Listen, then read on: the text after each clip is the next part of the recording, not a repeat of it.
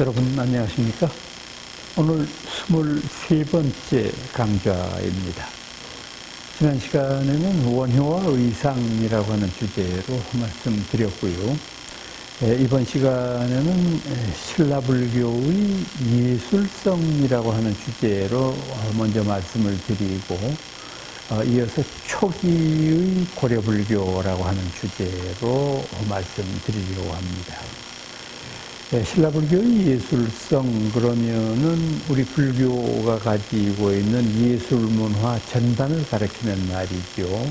그러니까 아무래도 이제 우리 불교에서는 사찰이 가장 중요한 포교의 방편이고, 또 예술적인 면으로 봤을 때에도 사찰 속에는 우선 법당이 있죠, 탑이 있죠. 또 법당 안에는 불상을 모셔야 되고, 우리가 흔히 탱화라고 하는 아름다운 불교 미술 작품들이 있어야 되고, 그런 여러 가지들을 전부 우리 1700년의 한국 불교 역사 속에 스며들어 있는 것인데, 그 중에서도 가장 높은 예술성을 지녔다고 평가받는 것이 바로 신라의 불교 예술입니다. 그래서 오늘 대표적인 신라 불교 예술에는 뭐가 있는가 하는 것을 먼저 말씀드리려고 하는 겁니다. 우선 신라에 있어서 가장 중요한 사찰, 그래서 신라의 국찰이라고 부르는 절이 있었죠. 바로 황룡사라는 절입니다. 지금은 참 안타깝게도 없어져 버리고, 다만 이제 그 절 터만 남아 있습니다만은, 이 황룡사라고 하는 절은 신라불교를 대표할 만한 위대한 불교 예술 가운데 하나입니다. 지금 이 황룡사 터는 지금 현재의 분황사 길 건너편에 있는데 굉장히 대지가 넓고, 또 남아있는 그 여러 건물의 주춧돌만 살펴보더라도 얼마나 이 절의 규모가 대단했느냐 하는 것을 짐작할 수 있는데, 이 황룡사라는 절은요, 진흥왕하고 깊은 인연이 있는 절입니다.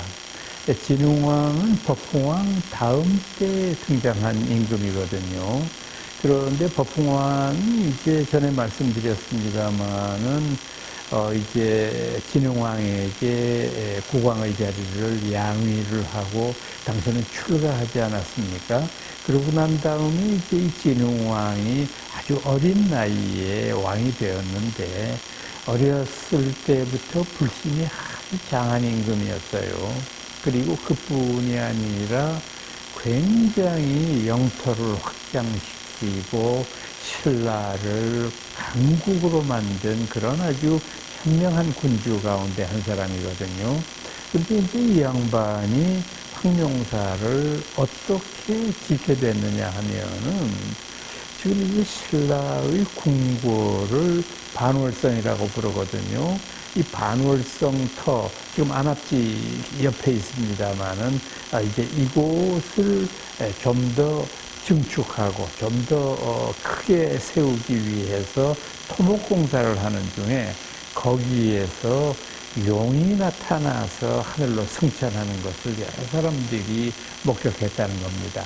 그래서 처음에는 절 이름을 누르황자 써가지고 황룡사 이렇게 했던 건데, 나중에 이제 진흥왕이 이게 바로 상스러운 증거 중에서도 역대의 제왕들을 지키는 그런 호국의 대령이다라고 하는 뜻에서 임금 황자를 써가지고 황룡사 이렇게 이제 바꾼 것인데, 그렇게 이분이 황룡사를 창건하고 난 다음에 황룡사에서 제일 주목할 만한 9층 목탑을 건립하기 시작했습니다. 이 9층 목탑이라고 하는 것은 우리가 이제 통상 우리나라는 뭐 석탑의 나라라고 부를 정도로 탑이 돌로 만든 탑이 많습니다만은, 목탑의 경우는 그 높이를 석탑처럼 그렇게 높게 올리기는 한계가 있었을 거예요. 아무래도 이제 나무라고 하는 한계가 있었고, 나무라는 게 비나 눈, 바람에 아무래도 돌보다는 약할 수밖에 없으니까. 그래서 이 황룡사의 구층 목탑은 어떻게 지었느냐 하면은 제1층 가장 밑바탕에 있는 기단은 돌로 깔고요. 그 위에다가 빌딩을 세운 겁니다. 그러니까 법당 같은 형태로 지붕이 달려있고 동서남북에 튼튼한 대들보 같은 그런 그 바위 위에 세워진 나무들을 세우고 그 위에다가 다시 층을 올리고 하는 형태로. 그러니까 지금 이와 같은 형태의 법당은 여러분들 법주사 가시면 팔상전이라는 거 보시죠. 바로 그런 형식입니다. 법주사 팔상전이 바로 그런 거거든요. 밖에서 보기에는 완전히 법당인데 사실 그 내막으로 들어가 보면은 밖에 그 탑의 옥계받침이라고 그러죠. 우리가 그 지붕돌이라고 부르는 그것 대신에 이제 기와를 다 쌓은 그런 형태로 쌓았지만 사실은 그것이 탑의 형태입니다. 그렇게 해서 황룡사의 구층목탑이니까 이거는 지금 기록에 의하면은 황룡사 구층목탑의 전체 높이가 90m가 넘는다고 그랬어요. 지상에서부터 90m. 그러니까 100m에 달하는 거니까 여러분들 상상이 되시는지 모르겠습니다. 그 제일 꼭대기에 올라서면은 대마도가 바로 내려다 보일 정도로 그렇게 어마어마한 높이를 간직하고 있는 그런 목탑이었습니다.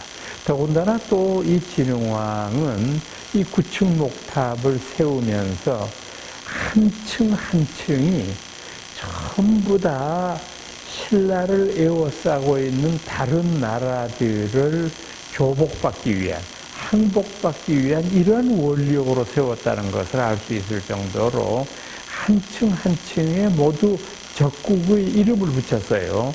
그러니까 이를테면은 예맥이라든지 여진이라든지 돌궐이라든지 이런 외래민족을 비롯해서 고구려나 백제 같은 이런 이웃나라까지도 전부 신라가 통솔할 수 있도록 해주십시오라고 하는 부처님전에 간곡한 그런 맹세를 세우면서 이른바 완성시킨 목탑입니다. 그러니까 이 황룡사의 목탑이라고 하는 것은 전대미문의 높이와 그리고 전대미문의 배경을 가지고 있는 그런 절인데, 불행하게도 이 절이 몽고의 병날 때 불이 났거든요. 몽고가 우리나라에 고려 때 침입해 들어오지 않습니까? 그래서 이제 첫 번째의 몽고 침입 때 이 사람들이 경주까지 침범을 했었어요. 그래서 이제 경주 일대의 모든 사찰을 파괴하는데 그 중에서도 황룡사 목탑을 불을 질렀는데 삼국사기 기록에 의하면은 이 황룡사 목탑이 7일 7야를 불탔다고 기록이 되어 있습니다. 일주일을 밤낮으로 불이 났다. 참 얼마나 참혹한 그런 화재였을까 하는 생각을 하면서 가슴이 참 아픕니다. 그런데 이것이 이제 그 몽고의 그 병난으로 없어져 버리고 난 다음에 다시 그것을 세우려고 하는 원력이 있기는 있었습니다만은 끝내 완공하지 못하고, 지금도 황룡사의 터에 가보시면은 그 목탑의 어마어마한 터를 보는데, 지금 현재는 저희들이 디지털 기술을 가지고 황룡사 구층 목탑이 만약에 복원하고 지금 있다고 한다면 이런 모습이다라고 하는 거를 저희들한테 보여주고 있습니다. 그래서 참 그런 황룡사 구층 목탑이 대단한 것이고, 또 이 황룡사는 진흥왕이 원력으로 세운 것이니만큼 진흥왕하고 깊은 인연이 있는데, 한번 말씀드린 적이 있습니다만은 진흥왕 때 어떤 일이 있었느냐 하면은 강릉 앞바다에 배가 한 척이 난파가 되어가지고 강릉 항구 쪽으로 흘러왔는데 그 강릉 태수가 이제 그 배를 조사를 해보니까 사람의 흔적은 전혀 없고 다만 이제 여러 가지 금붙이들이나 또는 그 여러 가지의 구리를 녹이는 그런 그 기구들이 잔뜩 들어 있어서 한눈에 이것이 불상을 만들기 위한 자료들이다라고 하는 것을 알 수 있었습니다. 그래서 이제 이분이 진흥왕에게 보고를 했죠.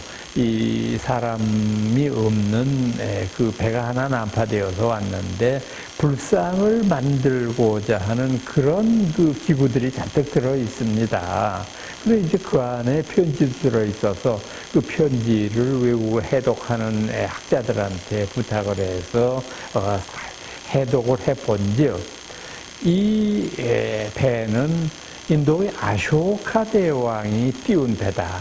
근데 그 아쇼카 대왕이 인도에서 불상을 완성시키기 위해서 여러 차례 시도를 했는데 무슨 이유에서인지 불상을 완성시키지를 못하고 자꾸 실패를 하게 된다. 그래서 아쇼카 대왕이 원을 세우기를 부디 인연 있는 땅에서 태어나지이다 라고 기도하면서 이 불상을 조성할 수 있는 여러 기구들을 넣어서 배에다가 띄웠다는 겁니다. 그래서 그 배가 동남아 여러 곳을 다 돌아서 중국을 거쳐서 드디어 우리나라까지 도착한 겁니다.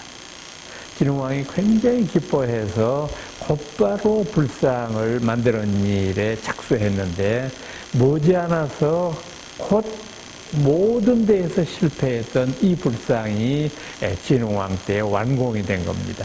그래서 진흥왕은 그 부처님을 황룡사에 모셨어요. 그래서 이것을 기록에는 황룡사 장육존상 이렇게 얘기를 합니다.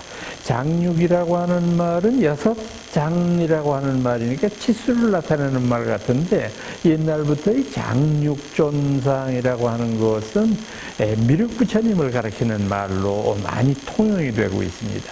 그러니까 황룡사의 주존불이 미륵부처님이었다고 하는 것을 알 수 있는 거죠.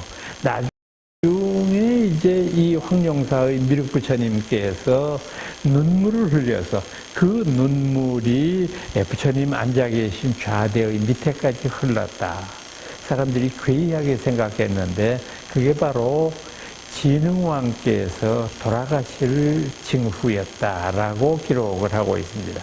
진흥왕의 원력으로 세운 부처님이니까 그 부처님이 불모였던 진흥왕을 안타깝게 여겼던 그런 흔적일 수 있겠죠. 이것이 결국은 물론 이제 연대적으로 보면 앞뒤가 맞지 않습니다. 아쇼카 대왕은 기원 전 3세기경의 사람이고요.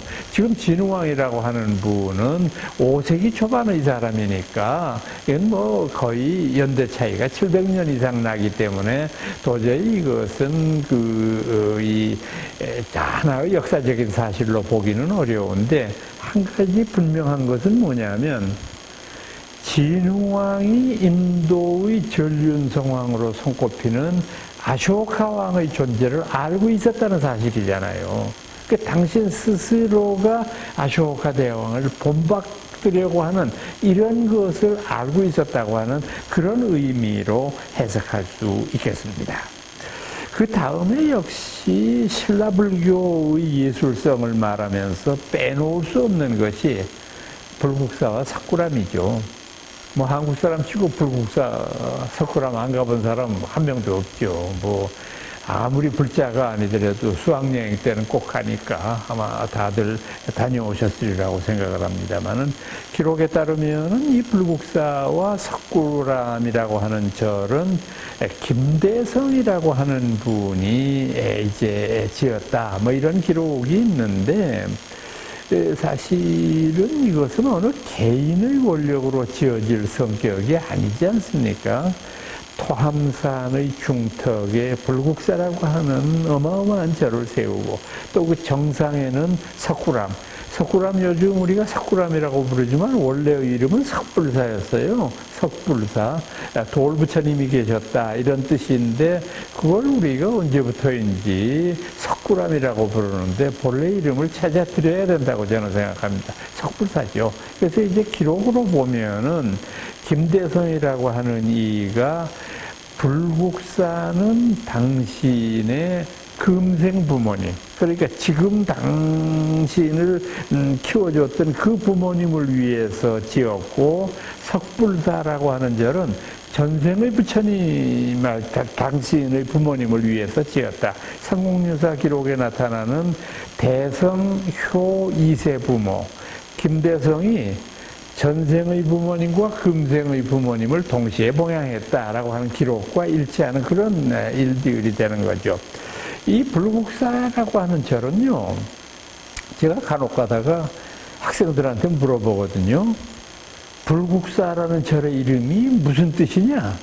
이렇게 물어보면 학생들이 뭐 제가 브랜드 물어보니까 그렇기는 하겠지만은 좀 대답을 잘 못해요.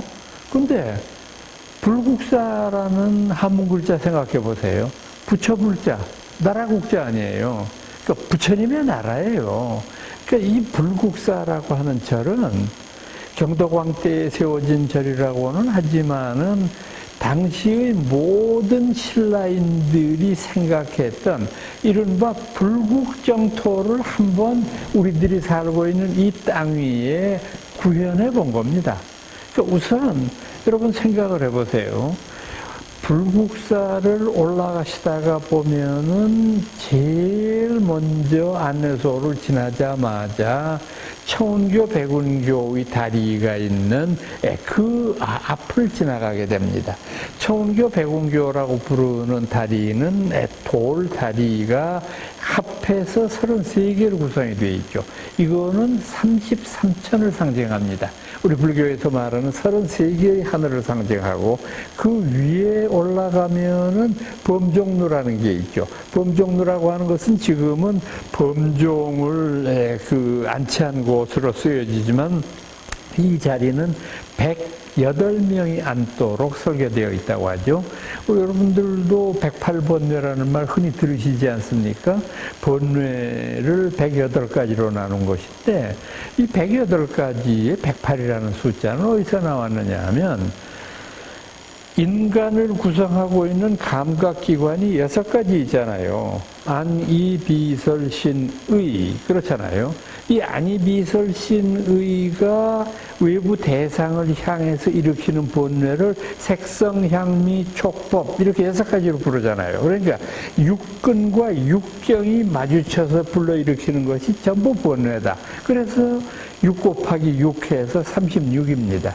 그것을 과거, 현재, 미래의 3세로 3번을 곱하니까 108이 나오지 않습니까? 그래서 이제 108번뇌 이렇게 되는데, 그래서 이 불국사를 지금 여러분들한테 말씀드린 대로 청운교, 백운교를 왼쪽으로 보면서 돌아서 이제 그 유턴해서 이제 다시 불국사의 본당 쪽으로 들어가게 되면 그 유명한 다보탑과 석가탑 두 아름다운 탑이 서 있지 않습니까?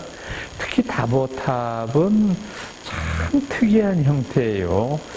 돌로서 어떤 아이디어를 가지고 저렇게 탑을 만들 수 있을까?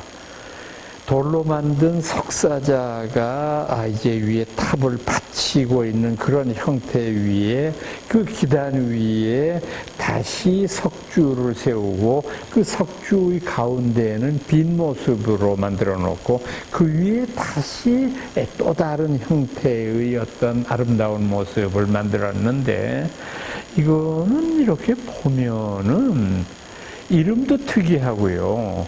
다보탑, 마늘 따자하고 보배라고 할 때 쓰는 보배. 그래서 이 탑이 너무 아름다워서 그렇게 부르는가? 그게 아닙니다. 이 다보라고 하는 이름은 어디에서 나오느냐 하면 법화경에 나오는 말씀이에요. 법화경의 가르침에 보면은 다보열의 품이라고 하는 품이 있습니다. 그 품의 내용은 뭐냐면 지금부터 한량없이 오래된 옛날 옛적에 다보열이라고 하는 분이 계셨습니다. 그 다보열애라고 하는 분이 여러 중생들에게 선언을 하셨습니다. 앞으로 한없는 세월이 지나고 난 다음에 서가열애라고 하는 분이 우리 곁에 오시리라. 그 서가열애가 우리 곁에 오시게 되면 그분의 가르침이 온 누리에 펴지게 될 것이니라. 그때 땅 밑에서 석가열애가 솟아올라오면서 다보열애를 찬탄을 합니다. 장하도다 다보열애여 그대의 예언과 같도다. 내가 이제 얼마 후에는 다시 평범한 인간의 몸으로 이 세상에 다가오리라. 그래서 그 석가열애의 내방을 예언한 다보열애를 상징하기 위해서 다보탑을 만들고, 그 다음에 다보탑이 예언하신 석가열애가 바로 그 왼편에 있지 않습니까? 다보열애. 석가탑이라고 그러잖아요. 이 두 탑은 법화사상을 그대로 상징하고 있는 거거든요. 그 바로 뒤가 대웅전입니다. 그 대웅전 바로 뒤는 무설전입니다. 무설전이라고 하는 것은 말 그대로 말 없는 말, 보이지 않는 것을 볼 수 있는 힘, 들리지 않는 것을 들을 수 있는 힘, 말로서 표현할 수 없는 것을 표현하는 말, 이런 아주 심오한 뜻을 가지고 있는 법당이거든요. 그 뒤로 몇 단을 높이 올라가가지고 관음전이 있습니다. 관음전은 바로 여러분들 좋아하시는 관세음보살님 계시는 전각이잖아요. 지금 말씀드린 이 무설전과 대웅전의 서 있는 방향으로 봐서 왼쪽으로 내려가는 계단이 3개가 있습니다. 그 내려가는 계단을 다 타고 내려가시게 되면 뭐가 나타나느냐 하면 아미타전이 나와요. 서방정토 극락세계 교주이신 아미타부처님을 모시는, 그리고 그 앞에 신라 석당으로서는 정말로 가장 완벽한 아름다운 신라의 석등이 있었습니다. 원래 있었던 것을 일제 때에 일본 사람들이 강제로 일본으로 반출을 했었습니다. 그러다가 그 직후에 저희들이 오랜 노력 끝에 다시 그 신라의 석등을 우리나라로 반환을 받았습니다. 그래서 지금은 다른 사람들의 손길이 닿지 못하게 그 옆에 누각을 하나 따로 지어서 전각을 지어가지고 거기다가 다시 모셔놓았습니다. 그러니까 이런 모든 것을 종합했을 때 불국사는요, 화음의 정신과 정토의 정신과 관음의 정신을 모두 다 한 군데 모아놓은 그런 아름다운 절이라고 말할 수 있습니다.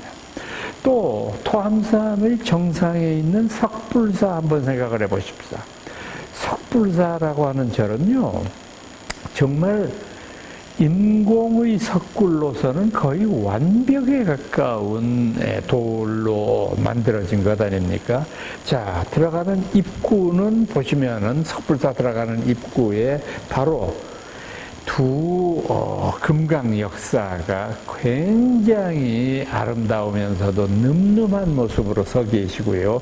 그 다음에 그 존상을 이렇게 지나게 되면은 4분이 모셔져 있는데, 그 4분이라고 하는 것은 바로 문수보현, 그리고 제석천, 대범천, 이 4분을 가리킵니다. 이 4분이 바로 마주보고 계시고, 그 다음에 원형이 펼쳐집니다. 석굴 안에 원형이죠. 그 원형으로 들어가면 첫 번째 마주치는 것이 아름다운 부처님이죠.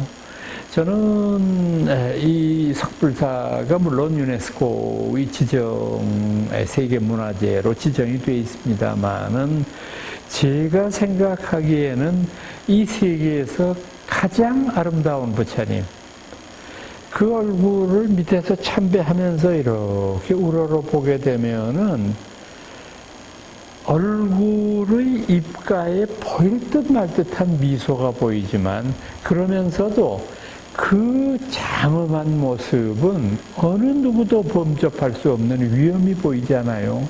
정말 대단한 부처님의 모습이에요. 이거를 어떻게 사람이 돌에다가 이렇게 표현하느냐, 정말 불가사의한 일입니다. 그 어른의 바로 뒤가 11면 관세음보살입니다. 11개 얼굴을 가지고 있는 그 십일면 관세음보살이 있고 이 본전불과 십일면 관세음보살을 사이에 두고 긴 원탁형의 입상이 10분 서 계십니다. 이 10분은 바로 10대 제자상입니다. 이 10대 제자의 상을 모셔놓았는데 참 이 작품들도 아주 걸작 중의 걸작이죠.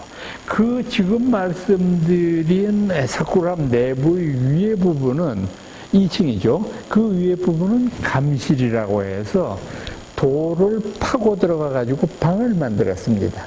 거기에 10분의 조상이 계셔야 되겠습니다만 지금 6분밖에 남아있지 않는데 그 확실한 존상 한 분은 유마거사가 거기 계세요. 왜 확실하다고 말씀드리냐면은 침상 위에 누워 계시는 모습으로 묘사를 하고 있거든요. 그러니까 유마거사가 병든 모습을 우리들한테 보여주는 걸 상징한다고 볼 수 있겠죠. 그 다음에 많은 보살님들이 그 위에 모셔져 있고요.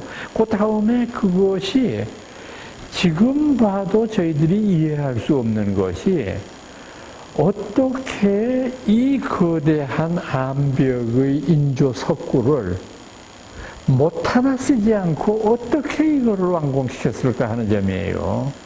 정말 놀라운 일이 아닐 수 없어요. 어떻게 신라 사람들의 기하학이 어느 정도 수준까지 발전했으면 이렇게 될 수 있을까 하는 생각입니다. 자, 그런데 이 석불사가 요즘에는 우리들 출입을 막고 있어요. 못 들어가게 해요. 여러분들 서운하게 생각하지 마시고 원래 이 석불사에 저희들이 언제든지 참배를 들어가고 그냥 이제 이럴 때가 불과 20여 년 전까지만 해도 그랬었는데 이 석불사에 언제부터인가 자꾸 부처님이 땀을 흘리고 그 다음에 그 주변에 있는 석상들 주변에서 이슬처럼 자꾸 뭐가 흘러내려요. 그러니까 아무리 돌이지만은 이게 자꾸 지나치다 보면은 손상을 입을 수가 있잖아요. 그래서 저희들이 면밀하게 검토를 해본 결과 여기에 출입하는 사람들이 내뿜는 호흡, 이것이 완전히 밀폐되는 공간이다가 보니까 이게 지금 자꾸 주변에 습기를 차게 하는 거예요. 그래서 할 수 없이 문화재관리청에서는 출입을 금지할 수밖에 없잖아요. 이게 민족의 보패고 세계적인 문화재인데 그리고 난 다음에 어떻게 했느냐. 유리문으로 그걸 막고 유리문으로 우리는 밖에서만 보고 그 다음에는 에어컨을 틀어가지고 그 안에서 이제 자연적으로 생성되는 습기를 없앤 거예요. 그런데 그러다가 보니까 또 문제가 생겼어요. 왜? 에어컨의 미세한 진동이 이 석불에 영향을 주는 거예요. 석굴 전체에. 그럼 이게 또 무너질지도 모르거든요. 그래가지고 그것을 중단시키고 난 다음에 그때 박정희 대통령 때였는데 박정희 대통령이 뭐라고 지시를 한 적이 있느냐 하면은 도저히 안 되겠다. 이걸 민족의 보패를 이대로 방치할 수도 없고 그러니까 제2석굴암을 경주시내에 만들자. 그리고 이건 그냥 영구 폐쇄해서 그대로 보존하는 수밖에 없지 않느냐. 참 안타까운 결정이지만은 그건 정말 안 될 일이잖아요. 그래서 여러 곳에서 간청을 해가지고 요즘에는 이제 우리가 바깥에서 유리창을 통해서만 이렇게 참배할 수밖에 없는데 그 불자 여러분들께서는 가시면 불자임의 신분을 밝히시고 주의 스님한테 잘 말씀드리면 몇몇 분은 들어가실 수도 있어요. 들어가서 참배를 하는 것도 불자로서의 하나의 긍지가 되지 않을까 싶습니다. 참 안타까운 일인데 결국은 어떻게 되느냐 하면 불국사와 석불사는 신라인들의 불국정토를 구현하려고 하는 원력이었다고 볼 수 있는 것이죠. 또 신라를 대표하는 위대한 문화예술로서 우리가 흔히 말하는 에밀레종을 꼽을 수 있습니다. 이 에밀레종이라고 하는 것은 원래의 이름은 봉독사의 종이었기 때문에 이것은 해공왕 때의 왕공을 보기는 했습니다마는 해공왕의 선친이었던 경덕왕이 발원했던 종입니다. 그래서 가장 아름다운 종을 만들기 위해서 노력을 했는데, 그러다가 보니까 이제 이 종은 지금 현재 세계에서 남아있는 범종 가운데 가장 오래된 겁니다. 이게 성덕대왕 때에 완성되었다고 제가 말씀을 드렸기 때문에 성덕대왕 신종이라고도 얘기할 만큼 정말로 아름다운 거고, 지금 현재 경주 박물관에 보관되어 있지 않습니까? 참 거기에서 이제 1년에 이제 한 번씩 그 범종의 아름다운 소리를 저희가 들을 수가 있는데, 여러분들 알고 계신지 모르지만은 불교 방송국의 15 있지 않습니까? 이렇게 라디오에서 이렇게 삐 하고서 이렇게 알리는 거 대신에 불교 방송에서는 에밀레종의 종소리를 틉니다. 그러니까 둥 하는 그 종소리, 참 그 여운은 말로 어떻게 표현할 수 없을 정도로 아름다운 여운인데, 그 에밀레종이 신라를 대표하는 그런 위대한 종이고, 참고로 말씀드리면은 지금 현재 신라의 종이 남아있는 것은 3개가 있거든요. 근데 3개 중에 완벽한 원형으로 남아있는 것은 지금 말씀드리고 있는 에밀레종밖에는 없습니다. 그 다음에는 상원사의 범종이 있거든요. 이게 신라의 종이기는 한데, 이게 6.25 사변 때에 계곡 밑으로 이 범종이 추락을 해가지고 깨져버렸어요, 범종이. 그러니까 지금은 이제 범종가 간에 모셔 있기는 하지만은, 이게 두들겨 보거나 뭐 이렇게 이게 해보면은 범종의 소리가 안 나죠. 깨졌기 때문에. 참 안타깝지만은 원형 그대로 밖으로는 모습이 있으니까 그대로 모시고 있고, 또 그것보다도 더 참혹하게 깨지는 것은 실상사 범종이라는 게 있어요. 실상사 여러분들 아시지 않습니까? 지리산 올라가는 길목에 있는 아름다운 절말입니다. 근데 이거는 다 깨져가지고 지금 범종의 여러 파편들만이 남아 있습니다. 다행스럽게 범종의 파편 중에서도 비천상 같은 것은 아직까지도 남아 있어 가지고 그 종의 아름다움을 짐작할 수 있도록 합니다. 그 다음에 예술성 얘기만 너무 한 것 같아서 지금 이 신라의 중하대에 활약했던 큰 스님들, 제가 2분만 소개를 해드릴게요. 여러 스님들이 계셨지만은 역시 통일신라 이후의 신라불교를 대표할 만한 분은 표훈 스님이 있었죠. 표훈 스님. 이어는 바로 의상대사의 고제입니다. 사랑하는 제자죠. 의상 스님한테는 10대 제자가 있었거든요. 10대덕이라고 부릅니다. 의상스님 문화에서 배출한 10대덕인데 그 10대덕 가운데 한 분인데, 이 표훈 스님은 굉장히 위대한 고승이었던 것이 삼국유사 기록에 보면 이런 재미있는 일화가 있습니다. 경덕왕 때의 일이었는 모양인데, 이 경덕왕이 참 태평성세를 살면서 한 가지 고민이 있었어요.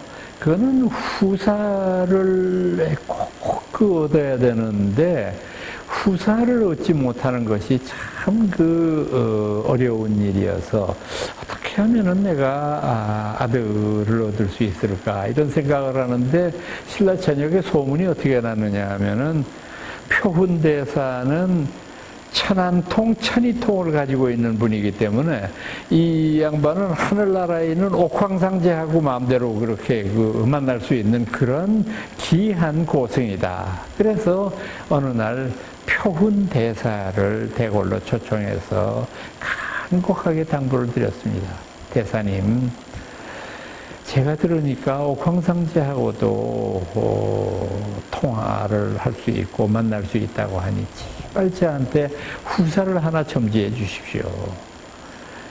참 왕의 청을 뿌리치기가 어려워서 그래서 이제 표온대사가 하늘로 갔습니다. 하늘나라로 올라가가지고 옥황상제를 만나서 우리 신라 땅에 이러이러한 일이 있으니까 좀 후사를 점지해 주시죠. 그랬더니 옥황상제가 딸은 되겠는데 아들은 안 되겠다.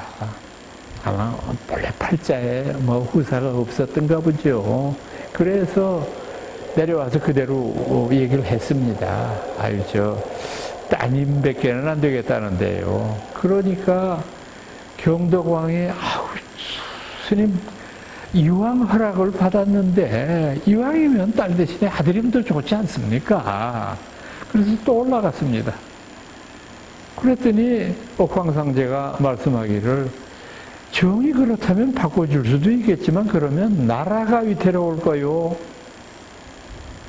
그래서 내려와서 또다시 얘기를 하니까, 아이고, 이 경덕왕이, 나라 위태로워도 상관없습니다.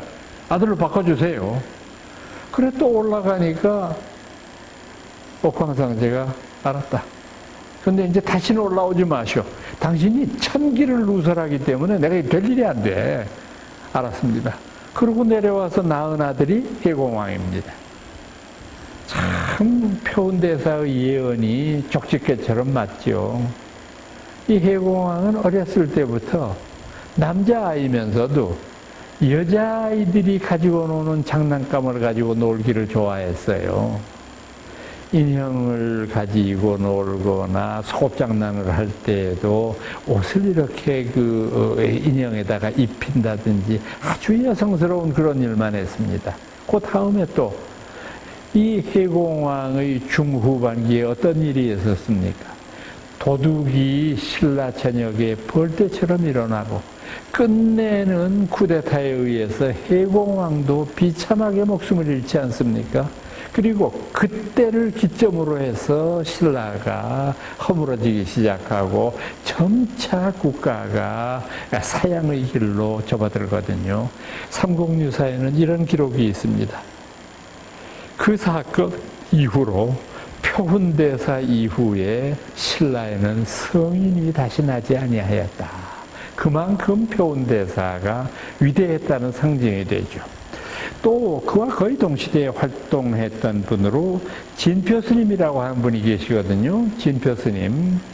이어르는 미륵보살하고 아주 각별한 인연이 있었던 분인데 이분이 이제 수행을 하실 때 아주 엄청난 고행을 했어요. 그러니까 뭐 잠을 안 잔다거나 단식을 한다거나 하는 거는 약과고 뭐 이렇게 감나무 같은 높다란 나무에 올라가가지고 밑으로 땅바닥으로 떨어지는 일을 반복해서 끝내는 팔다리가 다 부러지는 그런 참혹한 부상을 입을 때까지도 열심히 성인을 만나 뵙고자 하는 그런 기도를 올려서 그때 드디어 미륵보살이 나타나시면서 이 진표 스님의 상처를 어루만져 주니까 그 상처가 다 나았다. 그리고 진표 스님을 칭찬했습니다. 장하도다. 사나이가 법을 구하는 것이 그와 같아야 하리라.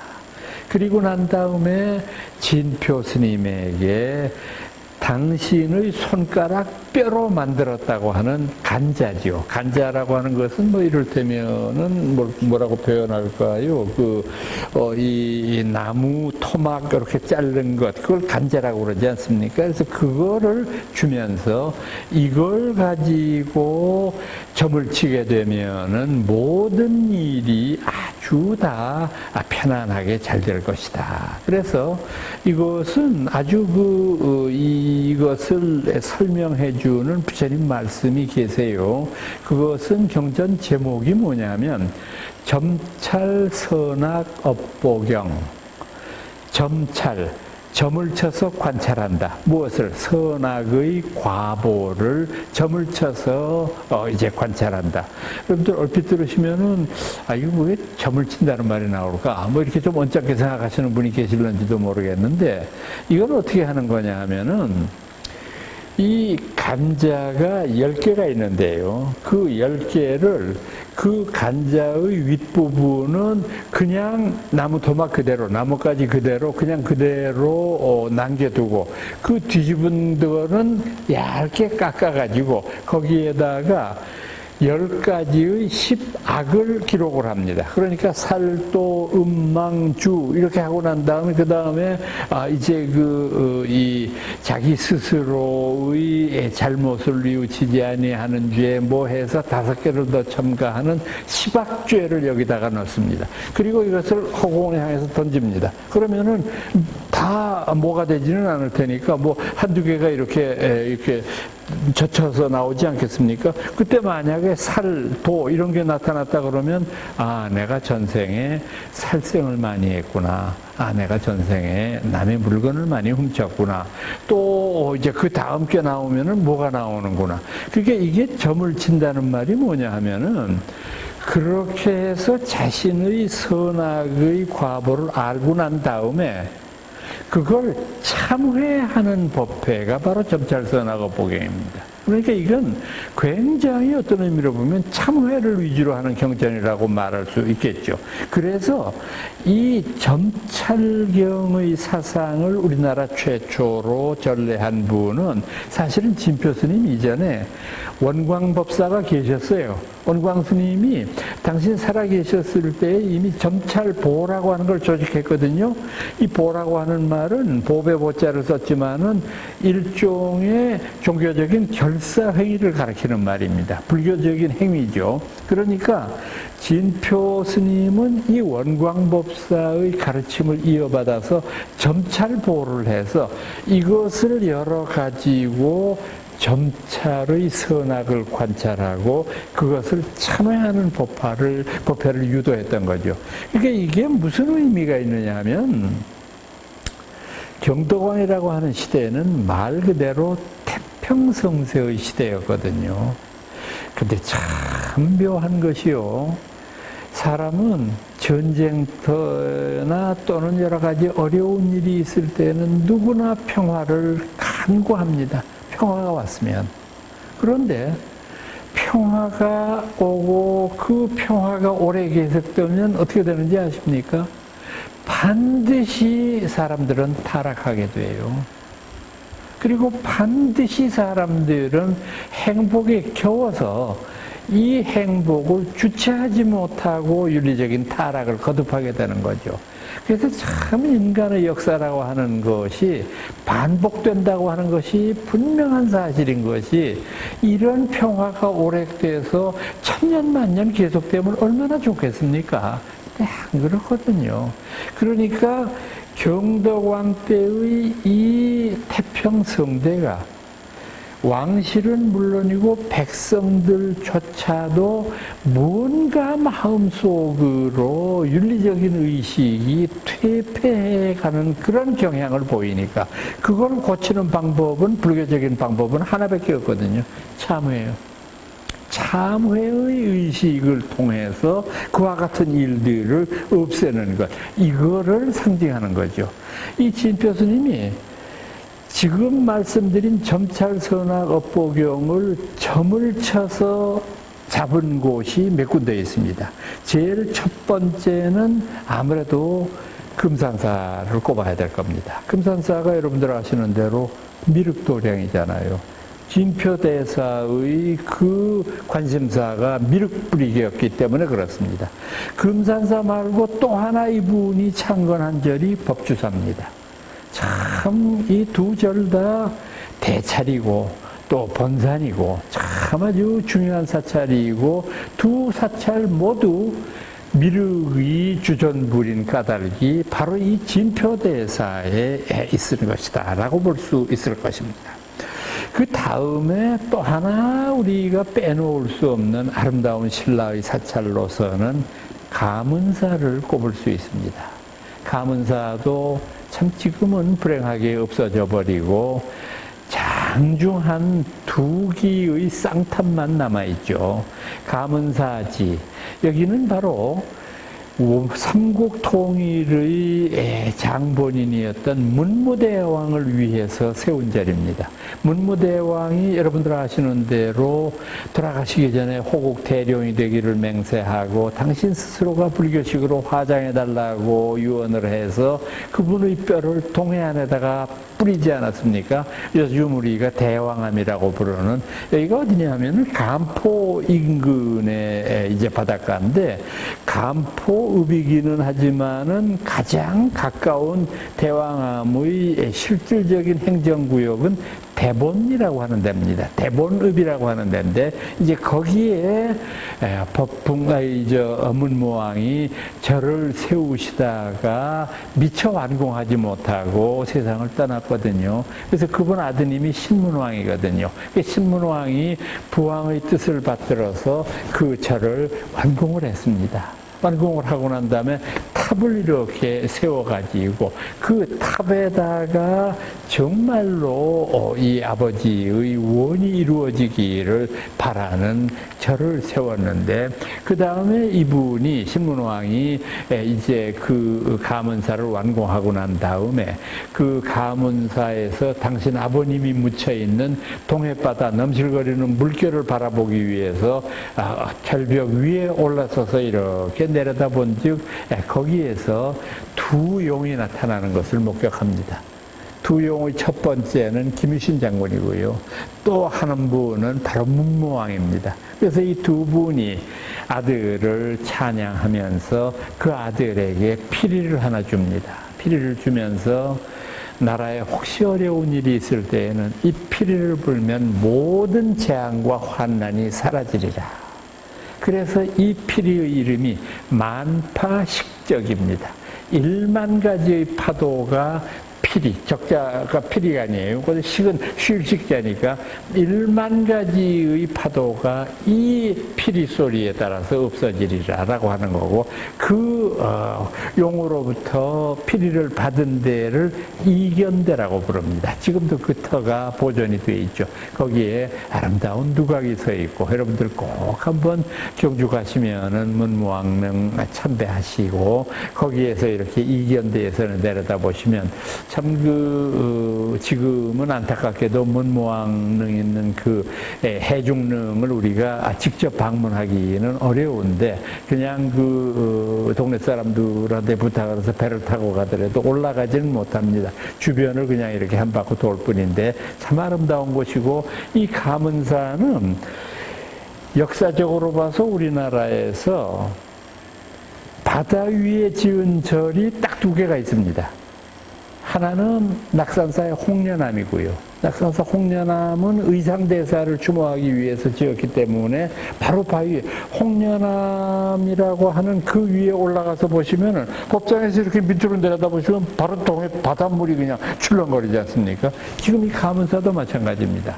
거기에 민물 썰물이 몰아치고 있는데, 민물이 이렇게 몰아치다가 그것이 이제 바닷물하고 부딪히는 지역이 가문사 터거든요. 그래서 거기에다가 주춧돌 밑에다가 구멍을 뚫어봤습니다. 신문왕이. 그러니까 왜 구멍을 뚫었느냐 하면은 용이 되신 문무대왕이 비록 용이 되셨어도 부처님 법문을 들으셔야 되잖아요. 그래서 부처님 법문을 듣게 하시기 위해서 용이 들어오기 쉽게 거기다가 구멍을 뚫은 겁니다. 그렇게 해서 지금은 그 터가 이제 없어져 버렸지만은 아름다운 그 탑은 아직까지 남아있는 것이죠. 이상 대략 신라불교 예술성에 대해서 말씀드리고, 계속해서 고려불교의 초기 모습이 어떤 것이었나 하는 것을 말씀드리려고 합니다. 고려불교. 왕조는 신라 천년 사직이 무너지고 고려라는 왕조가 새로 이제 시작이 됐습니다만은, 전체적인 사상적인 분위기로 봤을 때는 고려는 신라의 정신을 계승한 왕조거든요. 우선은 불교 정신을 그대로 답습했고요. 그 다음에 또 신라의 정신을 이었다고 하는 것은, 후백제나 고구려가 만약 통일을 했다고 하면 그런 일이 없을 텐데, 고려태조 왕건이 신라의 경우는 그냥 그대로 합병을 했잖아요. 무슨 전쟁을 통해서 한 것이 아니라 경순왕이 나라를 들어서 그냥 왕건에게 바쳤기 때문에, 그러다가 보니까 고려 왕조와 신라 왕조 사이에는 어떤 원한 관계가 전혀 없는 상황이 또 두 번째 이유가 되는 것이죠. 우선 이 고려 태조의 불교관은 그분의 그 유명한 후녀 10조에서 따져볼 수가 있는데, 그 후녀 10조에 보면은 10가지의 조항이 있습니다.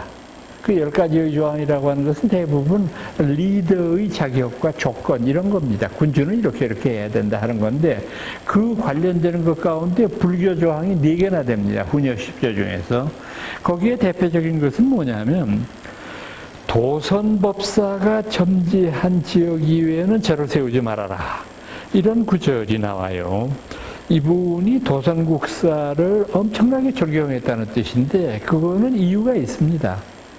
왕건이 아주 어렸을 때 그 왕건의 아버지인 왕융리라고 하는 분이 어느 날 집 앞을 지나가는 스님이 뵙고자 했어요. 뵈니까 이분이 도선국사예요. 도선국사가 뭐라고 그러냐면은, 지금 뜰에서 놀고 있는 저 아이는 두고 보십시오. 반드시 임금이 될 상호입니다. 잘 키우셔야 됩니다. 그 말 남기고 호련히 사라집니다. 아무리 그래도 아이가 왕이 된다는데 가슴이 벅차잖아요. 아마 그때부터 지왕이 되려고 하는 훈련을 아버지가 시켰을런지 모릅니다. 그런데 몇십 년 지나고 난 다음에 정말 우여곡절 끝에 왕건이 왕이 됐잖아요. 그러고 보니까 왕건이 가장 흠모하는 분이 도선국사일 수밖에 없죠. 도선국사는 여러분들 아시는 대로 풍수의 대가입니다. 그 풍수라고 하는 것은 여러 가지 지정학적인 선한 장소, 나쁜 장소, 이거를 찾아내는 거 아닙니까? 그러니까 이것을 그대로 존경했다는 뜻이 되고, 또 연등회 같은 것을 항상 끊임없이 하도록 해라 라고 하는 것을 말씀하셨습니다. 고려 초기의 불교 가운데 저희들이 잊을 수 없는 위대한 고성이 있습니다. 바로 대각국사 의천입니다. 이 대각국사 의천은 고려 문종이라고 하는 임금의 넷째 왕자였습니다. 네 번째 아드님인데, 고려는 습관이 어땠느냐 하면은 아들이 셋 이상 있는 집은 반드시 한 명을 출가를 하도록 하는 그런 아름다운 법령이 있었어요. 그래서 문종이 어느 날 왕자들을 부어놓고 말했습니다. 우리나라의 법식에 이런 것이 있는데 행여 그대들 중에 출가 뜻을 가진 자가 있는가? 그때 의천이 얼른 앞에 서서 제가 그 일을 하고자 합니다. 그래서 출가를 한 사람이에요. 참 대각국사 의천은 굉장히 위대한 분인 게 뭐냐 하면은, 이분은 젊었을 때 중국 유학을 가려고 했거든요. 근데 건강이 나빠가지고 부왕이 허락을 안 해서 결국 아버지 때 못하고, 그 다음에 광종 임금 때, 당신 형이었습니다만은 그때 이제 중국 유학을 가는데, 거기 가서 이분은 첫째 했던 일은 뭐냐면 대장경을 수입을 해가지고, 그 수입해온 대장경을 가지고 목판본을 만들어서 우리가 흔히 부르는 초조 고려대장경을 완성시킨 장본인이 바로 대각국사 의천입니다. 또 이분은 당시의 중국 불교의 신흥 종파였던 천태종을 도입한 사람입니다. 천태종이라고 하는 종파를 이분이 왜 우리나라에 도입을 했느냐 하면, 천태종을 이분은 하나의 종파로 본 것이 아니라, 천태종은 여러분들 아시는 대로 법화경을 소위경전으로 하는 종파입니다. 그런데 이어르는 어떤 생각을 했느냐 하면, 당시의 고려 불교가 이미 선종과 교종으로 나누어서 심각한 알력을 보여주고 있는 가운데 이 둘을 화친하게 할 수 있는 것을 법화경에서 찾았던 거예요. 법화경에서 선교가 하나라고 하는 이론을 생각하고 이것을 그대로 실현하려고 했던 것입니다. 그래서 그분은 선교 융합의 새로운 정신을 세웠고, 그러다가 보니까 이분은 원효와 의산이라고 부르는 두 위대한 위인을 재발견한 분입니다.